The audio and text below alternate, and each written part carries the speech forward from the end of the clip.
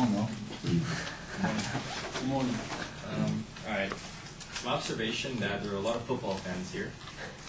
I'm a basketball fan, so I mean I'm not going to be talking about football, but for any sports fans here, you might still relate and find interest in this. But anyways, common question among basketball fandom is who's better, Michael Jordan or Kobe Bryant? Jordan. And that is a huge question because those are considered two of the greatest players in the sport. Kobe is actually considered the heir to Michael, so I'll be analyzing based on stats and testimony and whatnot, who is better. I'll actually be arguing that Michael is still has had a better career and cannot be touched by Kobe quite yet. First, I'll cite some statistics from basketballreference.com, which is an all-encompassing database for basketball and has affiliates with other sports websites. Well, they've had very similar careers, Kobe and Michael. They've had long careers with impressive stats. They're very similar in minutes played, free throw percentage, and three-point goal percentage. Kobe actually has the edge in that respect.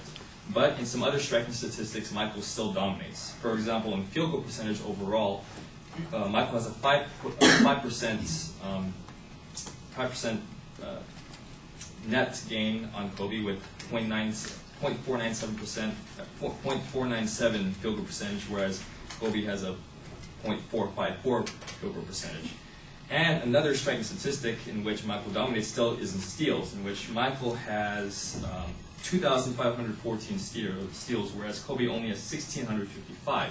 That's almost 1,000 more steals throughout his career. In addition, Michael still has acquired more rebounds and has given out more assists throughout his career by great numbers.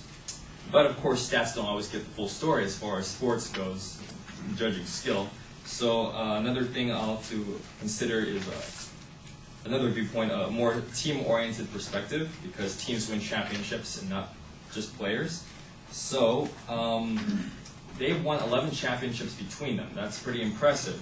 They must have played in pretty solid teams throughout their careers. In fact, it's easy to compare them because they were both coached for most of their careers by the same person, Phil Jackson. The thing is that Kobe, one difference that Kobe has had is that he's had a dominant big man throughout his entire playoff regimen. In Shaq in his first 3 years, and Pau Gasol in his last 2 years. And that's pretty important because big men take a lot of strain out of the wing players. Therefore, Jordan didn't have a dominant big man to say. Maybe he had Rodman, but he's not really a big man. So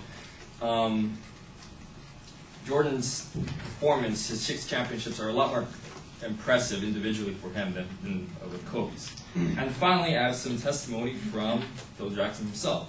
He said, Kobe has patterned himself after Michael, and there are a lot of identical things there. But it's one thing to hope to be like him. It's another thing to be like him. I'm with ESPN's Bill Simmons on this.